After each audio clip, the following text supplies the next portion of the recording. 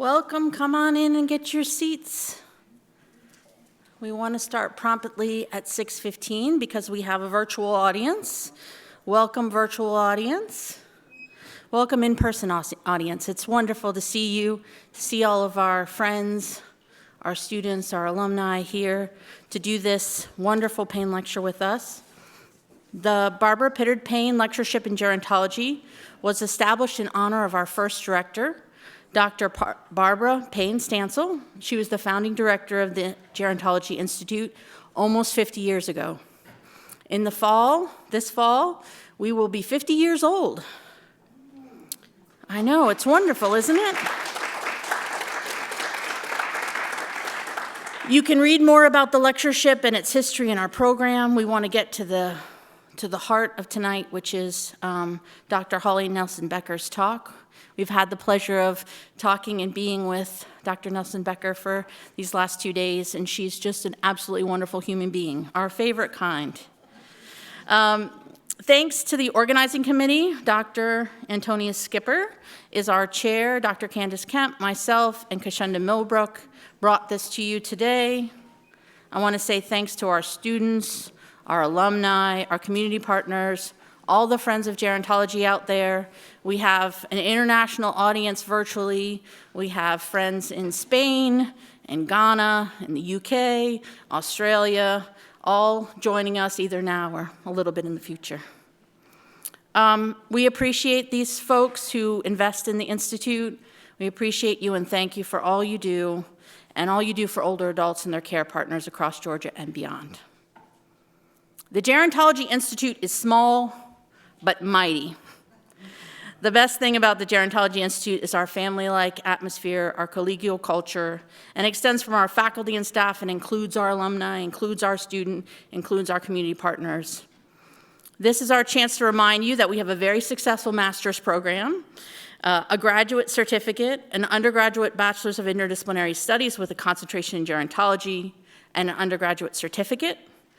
We will have very soon, it's still under review, but it will be here soon, a new certificate in leadership and aging. It's a great way for professionals to retool or get caught up on gerontological issues. If you or someone you know would like to know more about our program, just email gerontology@gsu.edu and we will get back to you. We're sending out lots of information on our various social media channels. Dr. Mingo did a wonderful Facebook Live right before it. We had fun with the 360 camera. But sign up for our regular email blasts. Let us know that you want to be on them. And you just need to send an email to gerontology@gsu.edu. So with no further ado, I'm going to give the microphone over to Provost Parsons Pollard to give the GSU welcome. Thank you, Dr. Pollard.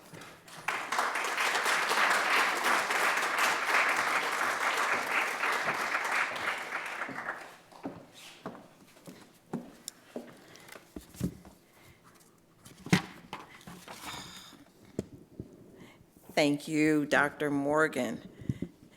And thank you to all of you who are here in the audience here at Centennial Hall, and to those of you who are also online watching. I'm trying to get the microphone straight so I don't knock everything over. It's great to be here with you tonight for your signature lecture of the Gerontology Institute. Not only is the Gerontology Institute 50 years old, but the university turns 110 years old this year.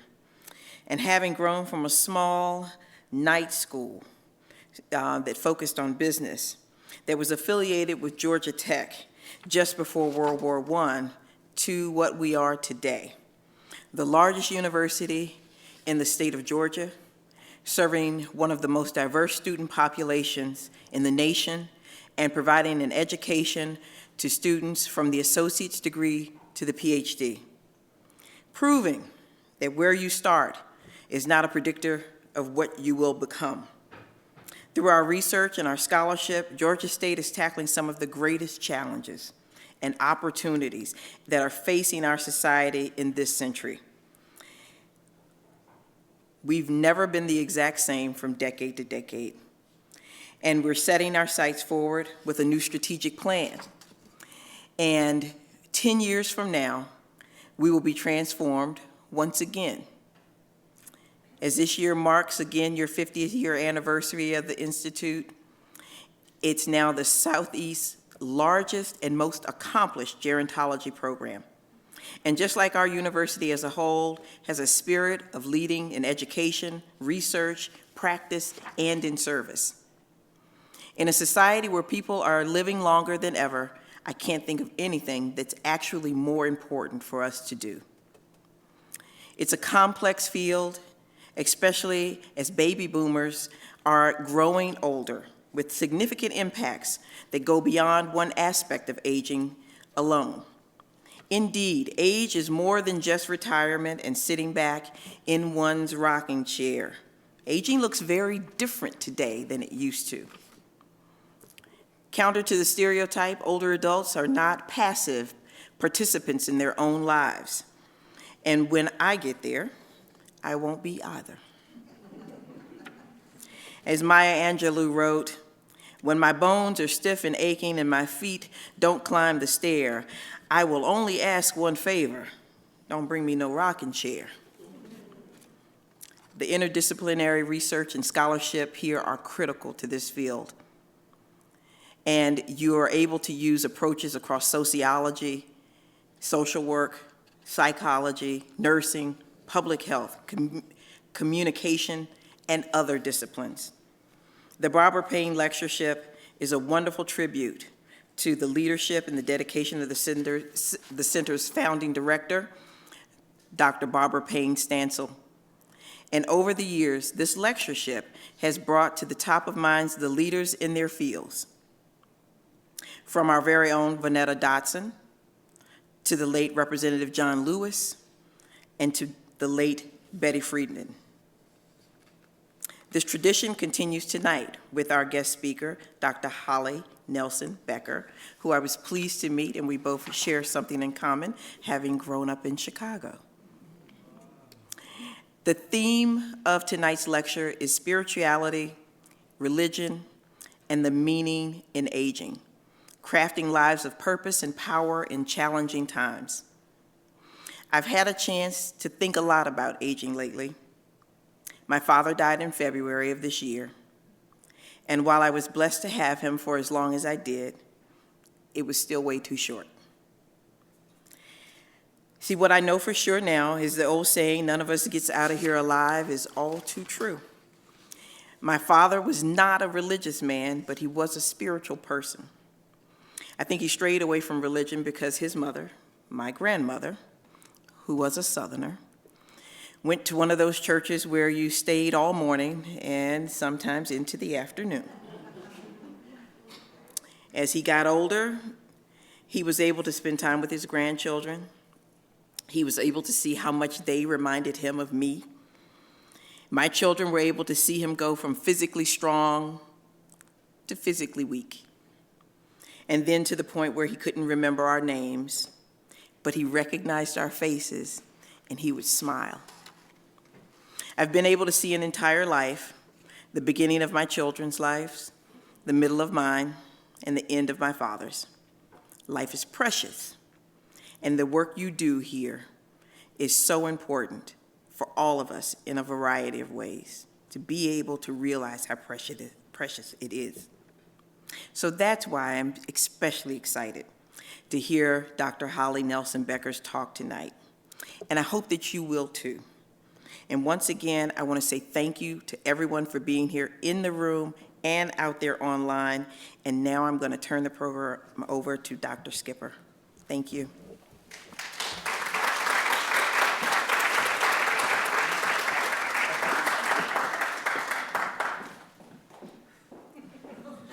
I don't know. Oh, thank you. Oh, sweet. Thank you very much. Very much.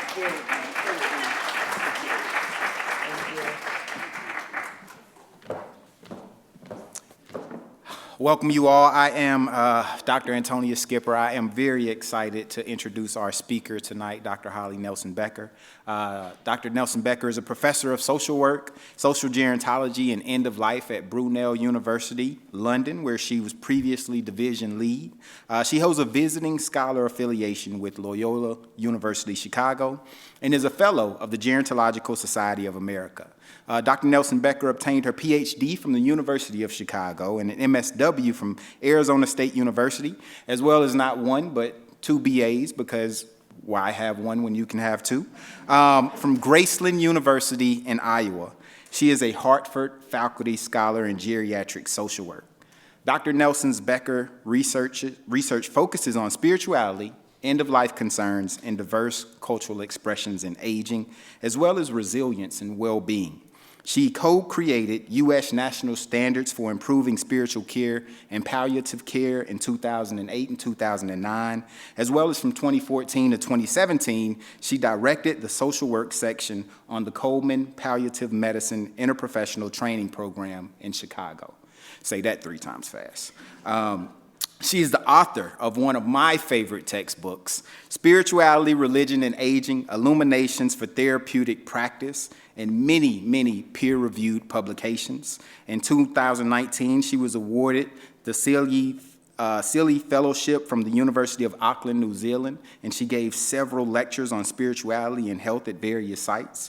She organized death cafes as part of her public engagement commitment at Brunel University, London, to facilitate conversations on dying and healing from grief. It is my honor to introduce Dr. Holly Nelson-Becker.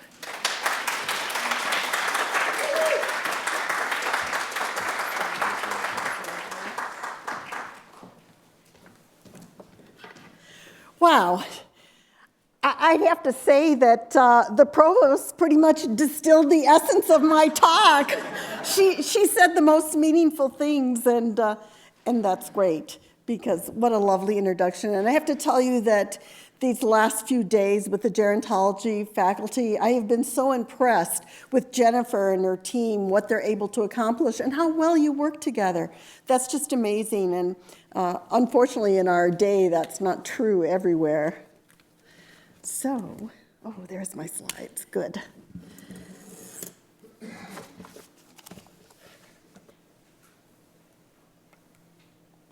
Okay, I have to start with appreciations as well. I realize you've already had some, but again, I just wanted to thank the GSU team who have been so tremendous and so welcoming in so many ways.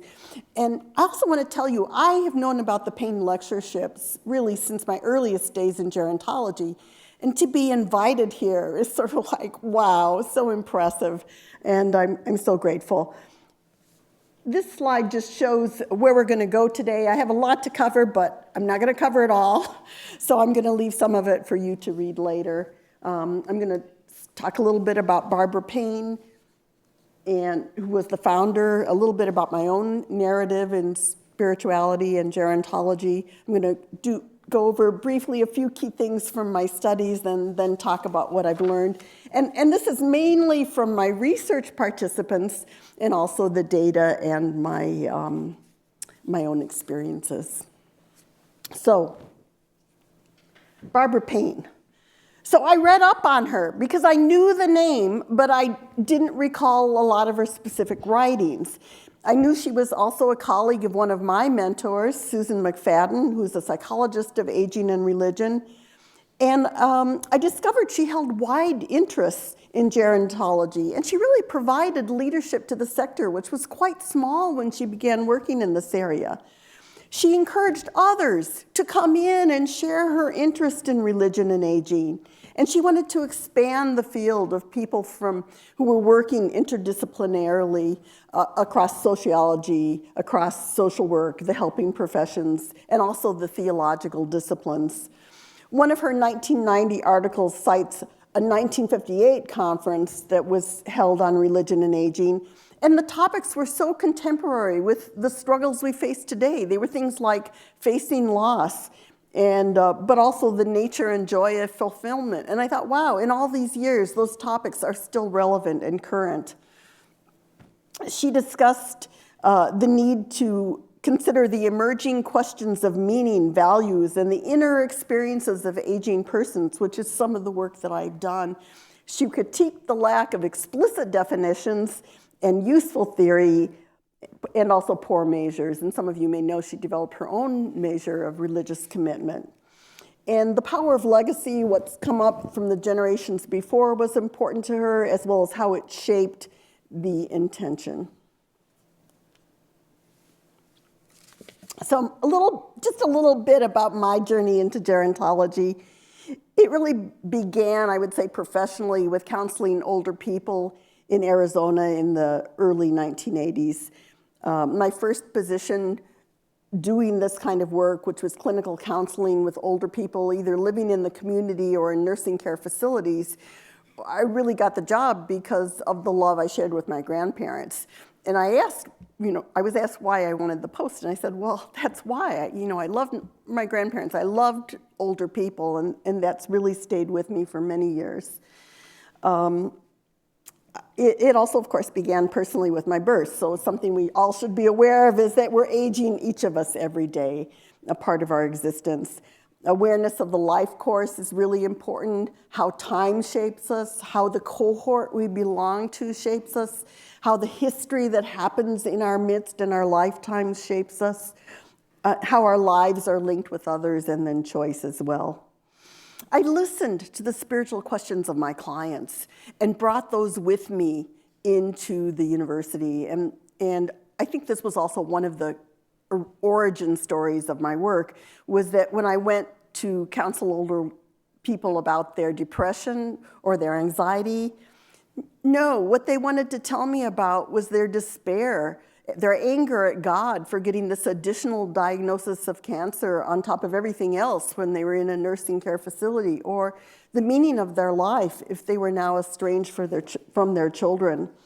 So I began to think about and reflect on these questions, and those were the questions that I took with me to the university and had the good fortune of taking courses in the divinity school at the University of Chicago, as well as social work school, and then developed those questions further. What I wanted to tell you is that the decisions you make are really more important than where you land. So over time, you have this increasing alignment with your higher values. So it doesn't really matter in some sense. People think it's so important, the decision about where they go to college, or university, but I would actually highly recommend GSU because I do think they're pretty fantastic from what I've seen. But a lot of it is anywhere you can make your mark. And so when we try to control and be so insistent that we need to be one place or another place, that often hurts us or sometimes others. It takes courage to live your truth and to overcome your fears, and that's really important. When I was at the University of Chicago studying for my PhD, some of my advisors thought that my work would always be marginalized, and I understood their comment, and they were trying to be very helpful in suggesting that to me. But then a few years later, when I graduated, I got an alumni letter from the then president, Robert Zimmer, and he said, we need to create a spiritual infrastructure at the university, and I'm like, aha, you're getting it. That's really good. So I'm going to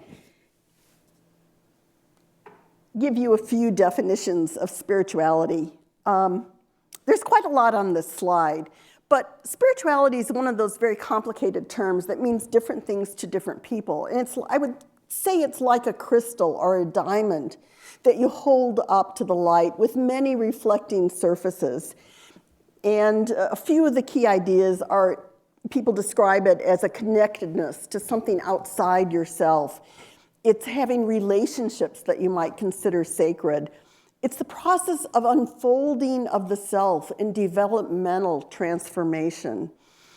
William James, who did the Gifford Lectures at the University of Scotland, wrote a book called The Varieties of Religious Experience, and he believed in the experiences and practices which shape us. Now, a lot of people would say that book today is more about spirituality than religion, but it's fundamental. And it fell out of interest for probably 50 years, but it's been back in vogue for maybe 30 years or so.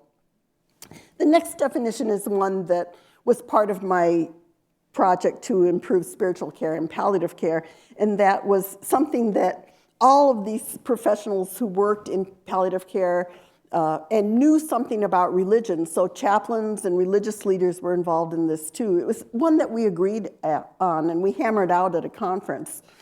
And this definition is: spirituality is that aspect of humanity that refers to the way individuals seek and express meaning and purpose by connecting to the moment, to ourselves, to nature, to significant experience, or to the sacred.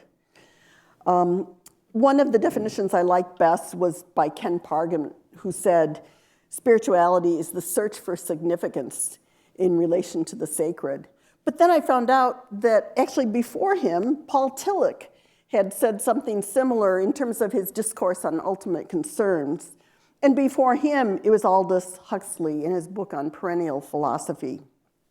We often think of spirituality as including ideas of transcendence, so connection with a higher power, sacred source, or ultimate above us, but it also immanence, something, a part of us that we can draw on when needed.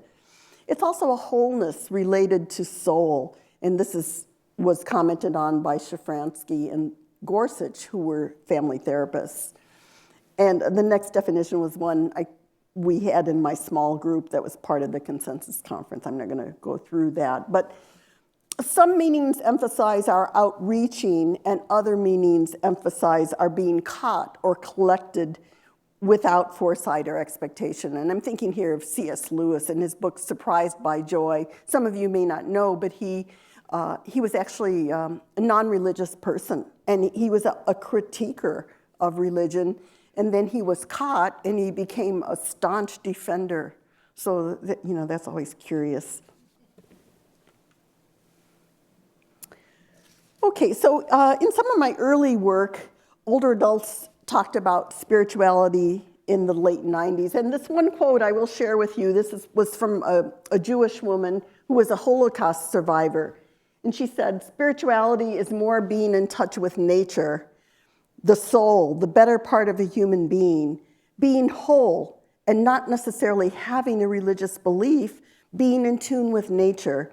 Nature gives me a lift. What I see out my window gives me a sense of eternity and my place in it. And I just thought that was lovely. That was a woman who had actually been in some of the concentration camps and wondered where God had been for her, but there was something she needed, and for her that was nature. And this just shows you how the spirituality was construed in my sample. What was interesting here is that a lot of people had trouble defining at that time what spirituality was. These were older people, and spirituality was sort of like this new concept to them. Then religion. So religion is a little bit easier to define, and we often think in healthcare about religion as being associated with organizations, communities, with beliefs, rituals, and traditions that are transmitted over time and involve a community. They can be a focus of misunderstanding, but also deep social support and strength.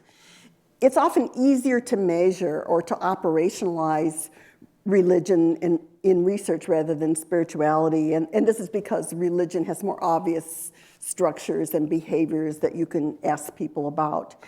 One of the African-American ladies in my sample said, for her definition, I suppose believing in basic principles that develop your heart, mind, soul, and body. Religion is something you believe in strongly and get satisfaction out of practicing. That's about as deep as I can go. So people would say things like that to me, but they went really deep, and I was always just so humbled and inspired by what they shared with me. A lot of people, some of the categories were similar for both, but the religious definitions here were more nuanced and also include a lot about values, the golden rule, that sort of thing. So spiritual, religious meaning beliefs, they vary within the same tradition or world religions. So just because you think you know what someone's religious background is, you may not know them at all.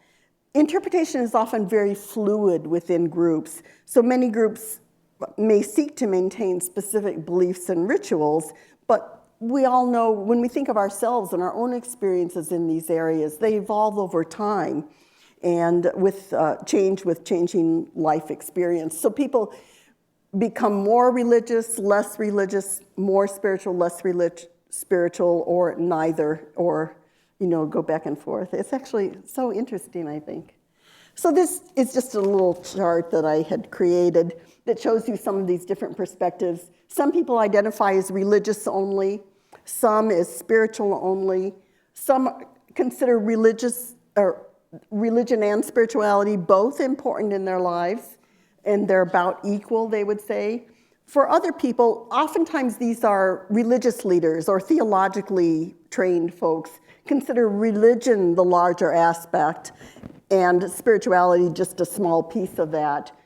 Whereas other people, a lot of times the health professions, they consider spirituality the larger piece, and then religion might be a small piece of that. But then there's a large group of people who are neither religious nor spiritual, but may be other things. I'm going to explode that for you in a minute into meaning.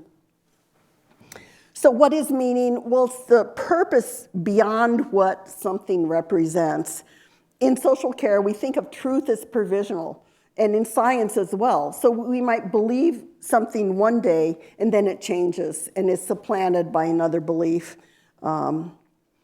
We always try and give priority to what the client or patient believes, but sometimes those beliefs might be harmful, and so then we want to work with those a little bit more.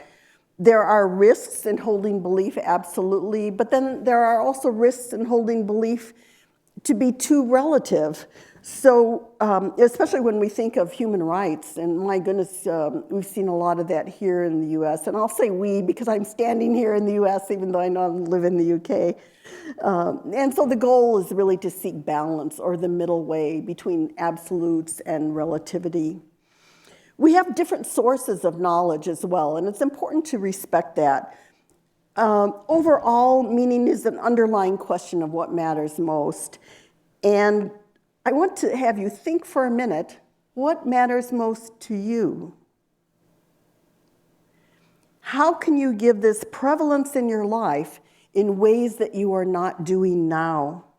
What would this mean for your future? So if you can time shift to a future date, how would that change you if you could do more of this thing that really meant a lot to you? So meaning in aging, a lot of times now people will say they're humanist, which is lovely. They believe in other people, and sometimes humanists are the ones who are out there in our charity organizations doing the most work. People also use the term existentialist. I believe everything is here and now and try and figure it out as I go. What provides meaning? It's often the direct evidence. People say, I will know it when I see it. For older people, meaning can be found in a lot of places, in relationships, in companionship, and I'm thinking here of Carstenson's theory of socio-emotional selectivity, which means that as people age, they're more selective about their friendship group, and some of their wide networks tend to drop off, and that's a good thing. Older people may have satisfaction with life choices and reminiscence. They value day-to-day living and also small joys. And they accept life decisions and manage regrets. They come to terms with physical aging, and they're involved with caregiving. They also pose questions, living deeply into those questions, even when we can't know the answers. So religion, spirituality, and meaning, the word I really like for this is this idea of respect, which when you think underneath the word, what does it mean? It means to see again. To see again is so important, to not pass people by, but to see what is really there. And of course, that takes energy, and it takes time, and it's not easy, and we all tend to not do that. But when there are eyes for it, everything is spiritual. The Jesuits say this. I learned this in my time at Loyola University, but also if you spend time with indigenous people, really anywhere across the world, you find how closely they live between the material world and the spiritual world. So it's important to choose to welcome the unexpected, even negative events, and turn them into possible sources of deeper living. And when I say this, I think of Rumi, so the poet of the 13th century Persia, and he had a poem that started out, "This being human is a guest house. Every morning a new arrival, a joy, a sorrow. Welcome them all. They may be sweeping you out for a new delight." We don't often see troubles that way, but it's a very impactful way to see them. Because Barbara was interested in theories, I threw this slide in there, but mostly I just want to show you, she said there weren't many theories that dealt with spirituality, but we have this one, Gerontology by Tornstam, that does. And this, when I had the limited societal views of aging and the positive aging, it doesn't mean everything on the top is positive and everything on the bottom is limited. A lot of these, the strengths perspective in social work, positive psychology and aging, and creative aging by Cohen, who actually gave this lecture a few years ago. Those are important to consider. So I wanted to show you something about life challenges from one of my earlier studies. So I had a sample of 79 people, and I had in-depth qualitative interviews with them. I started off by asking them what were the 3 most difficult life challenges you faced, and then started to assess them. So death and loss was the primary one that everyone mentioned first. And secondly, it was followed by health challenges. And thirdly, marital issues. A lot of people struggled with that. Hence, Skip, your work is so very important. Family relationships and the parent role was another thing mentioned. Another type of challenge was historical or societal. It included World War II, the Great Depression, discrimination. Now, interestingly, this was only mentioned by my Jewish American folks.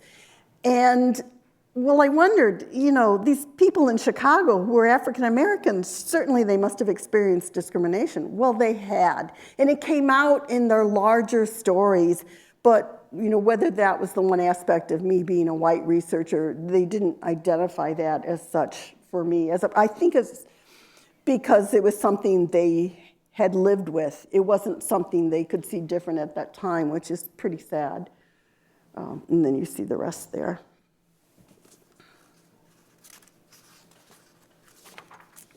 So what were their coping repertoires? Social resources, far and away, was the concept or the idea that most people used. It was their friends, their family, helped each other through difficult times. And then religious resources. But you see a big difference here. African Americans, front and center, that was it. And I was so humbled and awed by the beautiful wisdom that I heard from my African American research respondents. But even the Jewish American folks had something to say about religious resources that was interesting. Personal resources, this was largely from the Jewish American clientele who said, I depended on myself, I accepted, I used humor, and made a contribution. Or some people in the last category said, I cried and I didn't cope. I wanted to give you this one quote for a spiritual resource, and this was from one of my African American ladies. She said, whatever we learn today, we shouldn't be challenged by tomorrow. I had that lesson already. If I failed, then I got to take it over.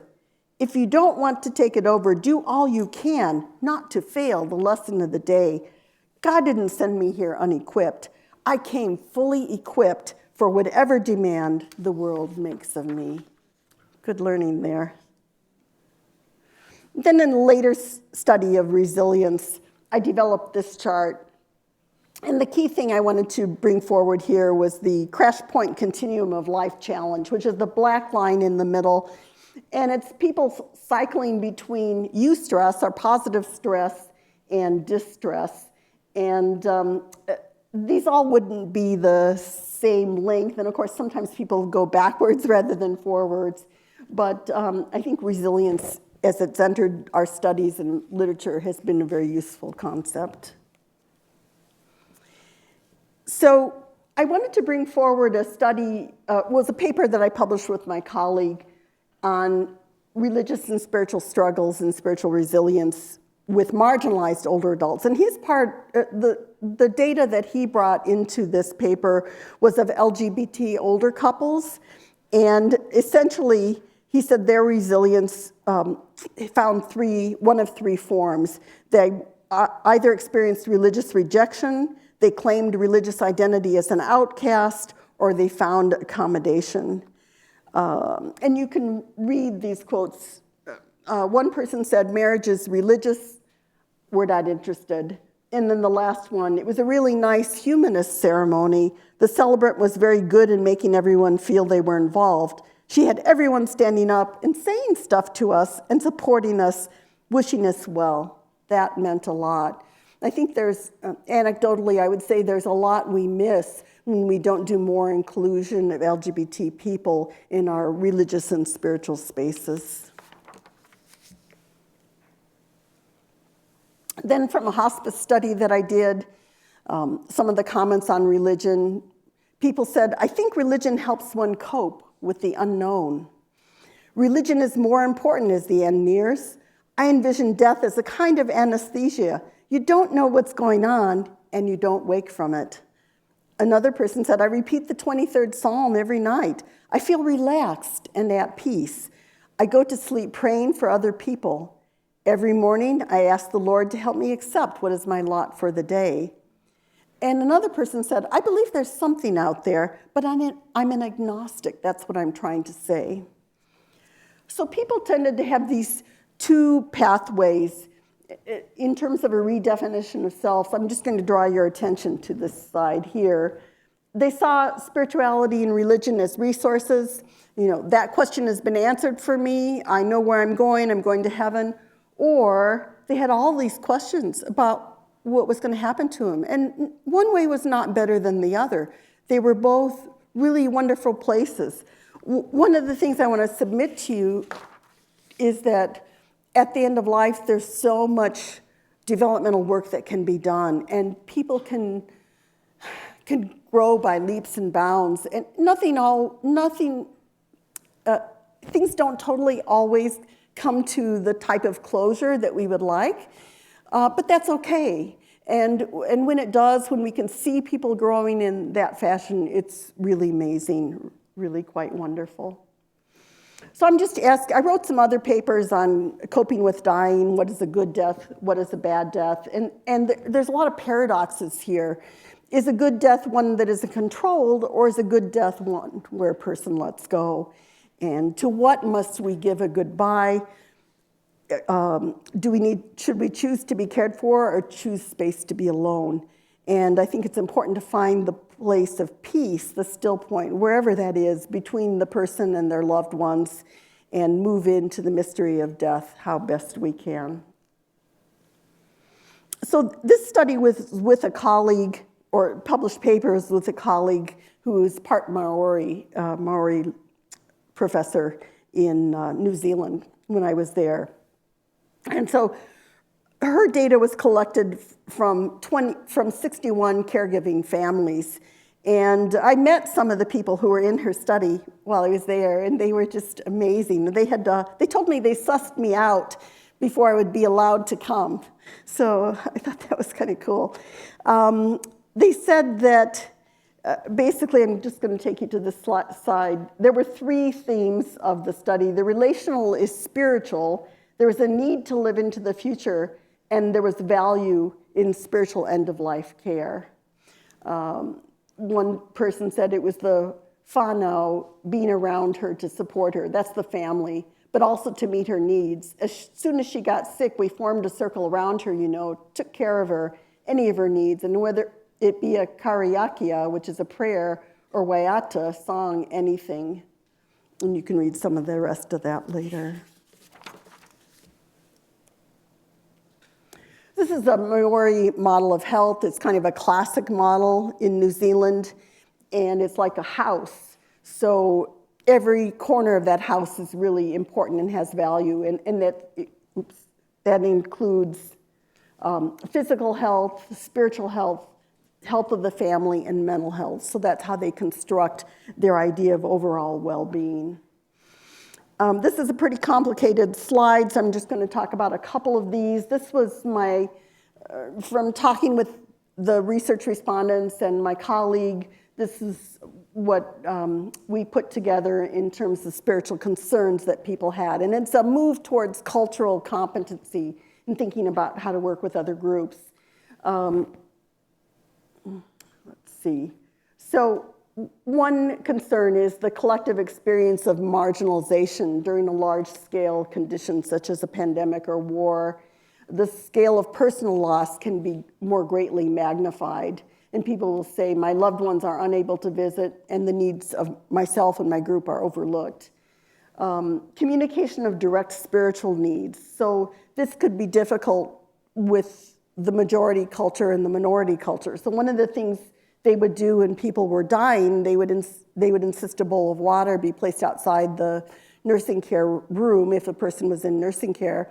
And not only visiting family, but any provider, any nurse, any nursing assistant, anyone at all who went into that room had to wash their hands before they went in, and also again when they came out, and that was a sign of respect for the culture.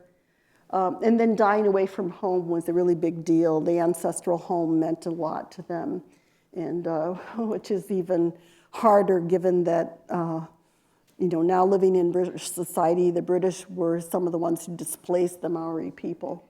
Anyway, so then this comes to my last study that I'm going to talk about, which was pilgrimage. So this is a bit of a myth-busting idea because it was 111 people over age 65 who do this really rigorous walk through usually it starts in France, Germany, Italy, goes through Spain, and people can do it for a couple months actually. We asked why, what were the motivations for older adults to complete the pilgrimage? But actually the survey, we got 462 responses, but for this, we're just showing you the analyzed data for older people because we thought it was quite wonderful. And so we saw that the adventure was a theme, spirituality was a theme, culture and historic interest were reasons they walked, relationships and their gratitude. I was drawn to the close bonds developed between strangers where everyone helped each other out without judgment, one person said about relationships. And about spirituality in the call, one person said, I felt at the age of 70 years, having thought about it for decades, it was now or never. Okay. So the timing of the journey was often motivated by a life change that caused an opening for reflection, often gratefulness for life, and the chance to become more fully alive through the journey were things that were foregrounded. Every person finds their own path. They walk for health, to see history, to experience Spain. But repeatedly, people wrote about being changed by the Camino. And what was stunning to me was they wrote a lot. This was just, an online survey that was done. We didn't know how many people would respond to it even. And people wrote quite a bit about what their experience was like. It was like they needed to tell us. They walked to honor others. And they often said they were out of their comfort zone. So one of our last qualitative questions was, what did you learn and how were you changed? And one person said, my priorities changed somewhat. I know I'm stronger now, that I can rely on myself and not be dependent on others. Life is short, and I need to be making the most of every day. One person said, I learned to breathe, to enjoy the beauty and simplicity. And another person said, life is a Camino, and we are all pilgrims. The Camino truly provides, even very big problems can be solved one step at a time. I thought that was great. Okay, What are the challenges facing us now? Well, you all know them. These are like the big things. It's kind of depressing to think about. I'm not going to go through these one by one, but you have experienced your own challenges during the pandemic, and in common, older people as well have, and societies all over the world have. Religion and age, I just threw this in there for Barbara, because this was a big issue with her, and it's also been a key question with gerontologists over many years.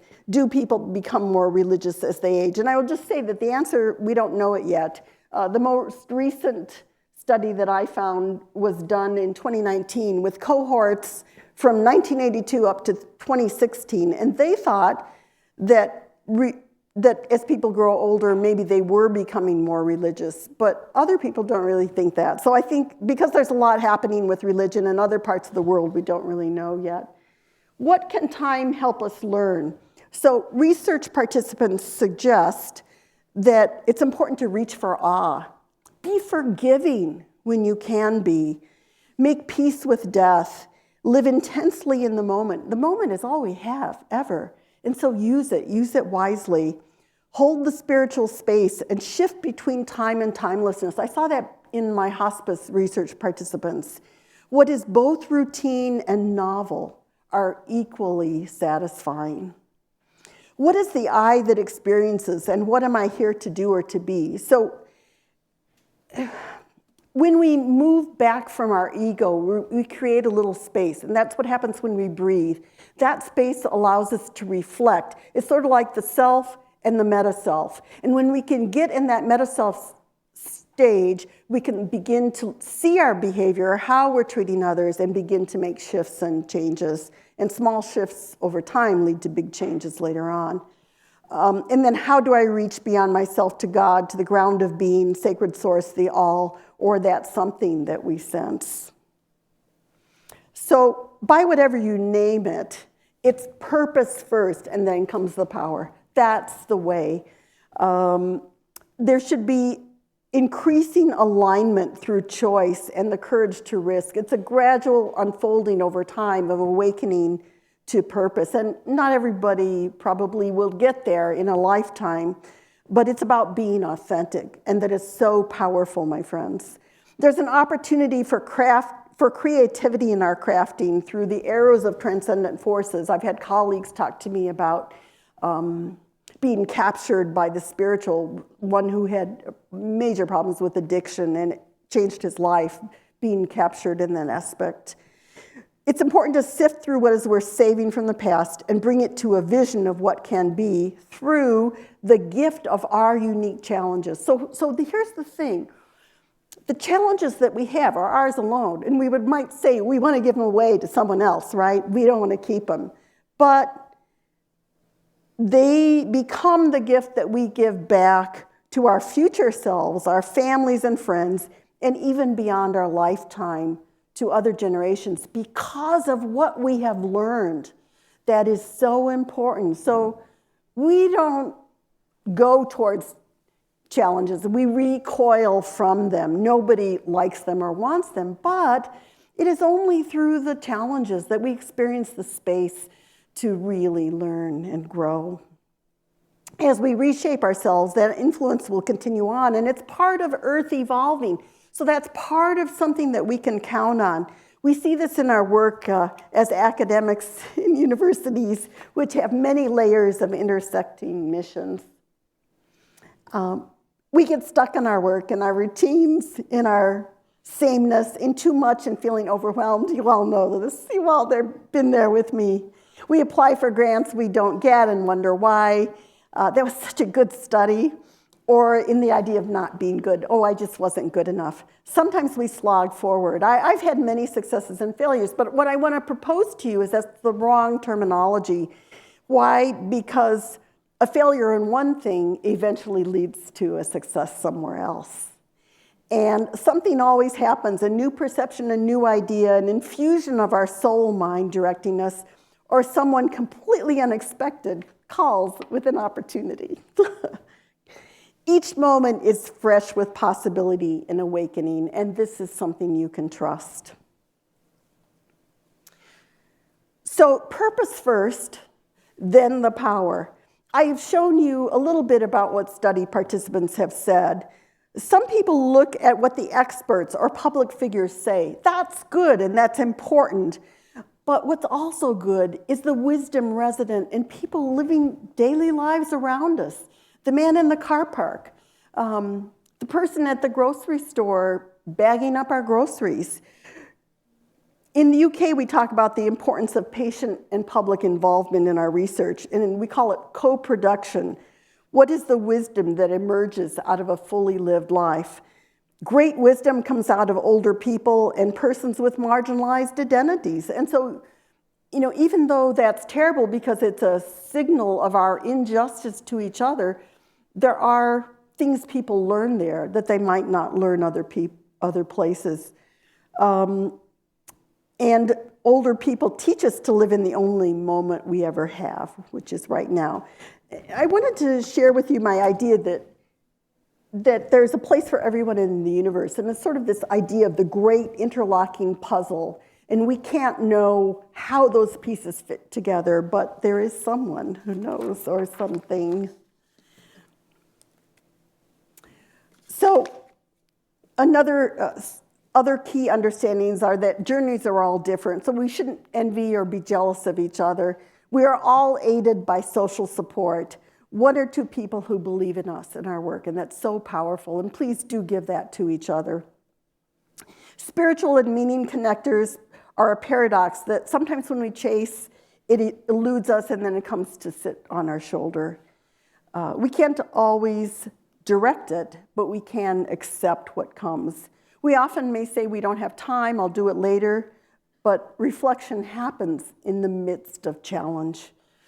Let go of attachments, experiences, difficult emotions, and breathe. So taking a moment to breathe creates that space where change happens. It's so valuable. There's also an integrative component to this. So Hans-Georg Gadamer, who was a German theologian, said that there's a fusion of horizons of meaning. You each have your own fusion of horizons that are important to you. And if you're not quite sure what it is, think about it, find it. You have a unique set of horizons of meaning. Also, Rainier Maria Rilke said that we should see each other as whole before a deep blue sky. And I think that's so lovely, seeing someone whole in front of a deep blue sky, all the possibilities of who they are. We should always be asking in times of struggle and life challenge, what can I learn here? What does this experience want to teach me? And finally, in conclusion, Barbara Payne would have agreed there is much room to expand and develop our understanding of religion and spirituality and meaning perspectives and how they support older people. I would refer you to the work of Antonia Skipper on religion and marriage, and research by Jung-Ha Kim, Laura Shannonhouse, who are with the Institute, and also I saw Vanetta Dotson gave the talk last year. And I just think there's also room for this to expand further into healthcare. And the young man who I sat with in the same row with on the plane is here today because he's interested in healthcare. So look to the quality of life concerns, include religion and spiritual questions in qualitative and quantitative surveys, or whatever kind of research you do. It may be appropriate to bring that in. And it's also important to know the door is always open. We can always learn more. So that's it.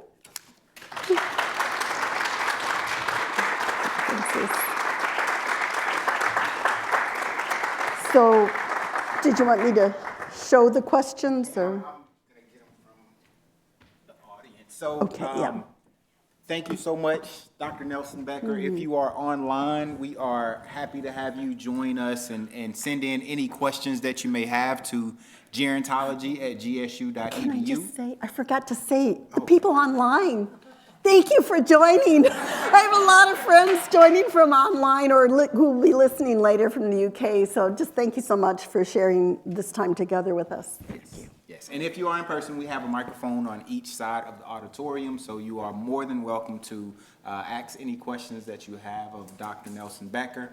I think it speaks to who you are to know that someone you met on the plane came to the Payne lecture. Like, that just says so much about who you are, so just thank you so much. And I was tired. It was a really difficult trip. I don't know if you knew that. Questions? Not because of you. Yeah, online, gerontology at GSU, in person, feel free to go to one of the microphones on each side of the auditorium.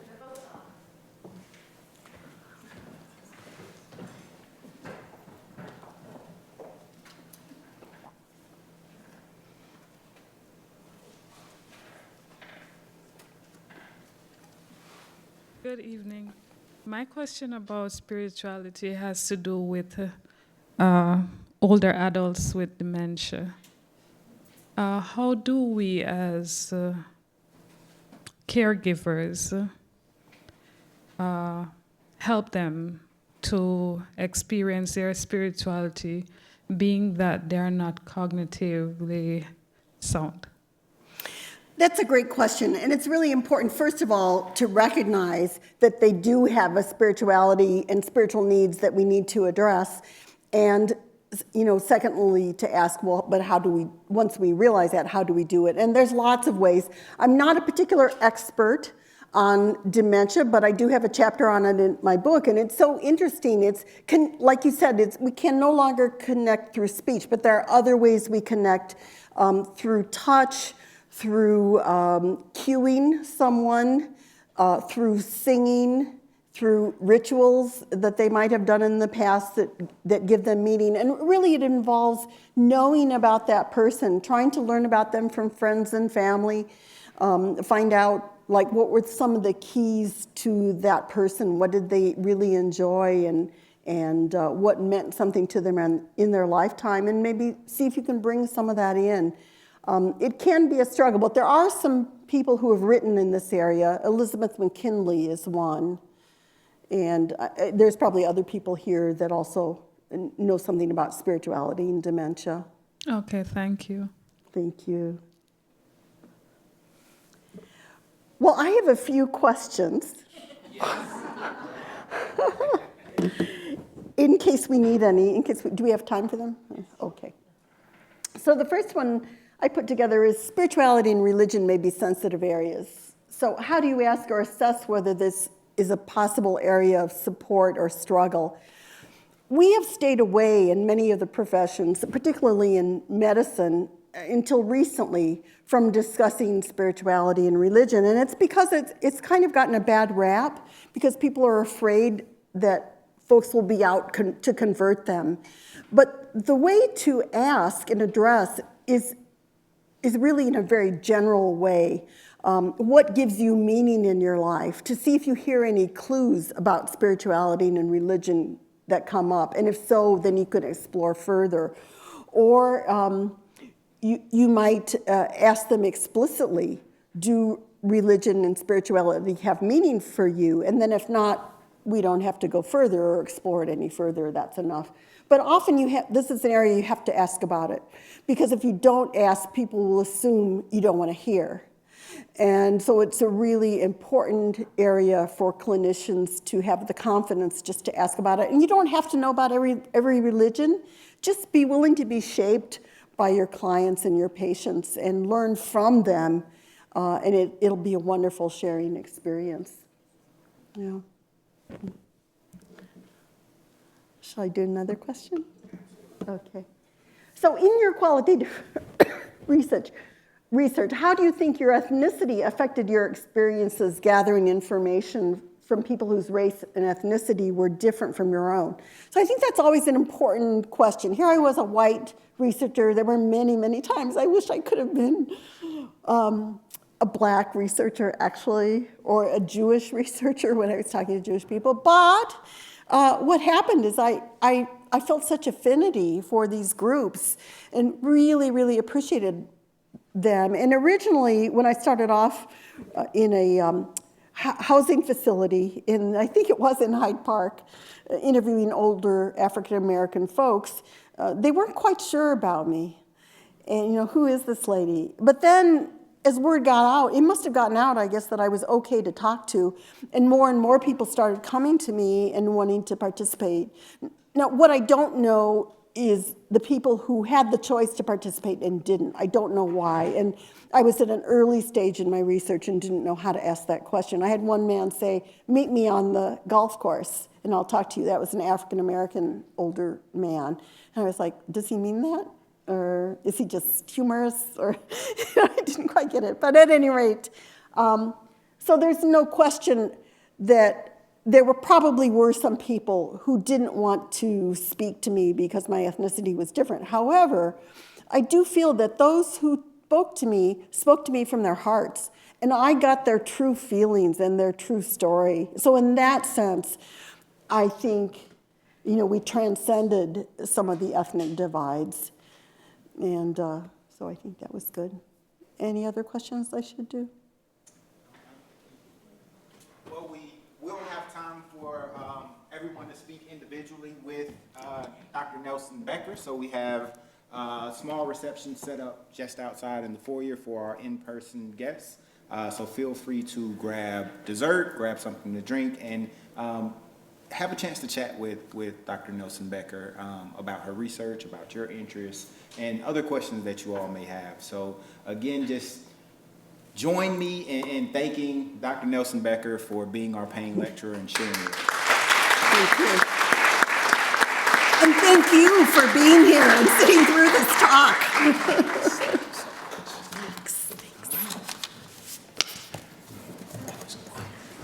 Okay, good. Well, I'll see what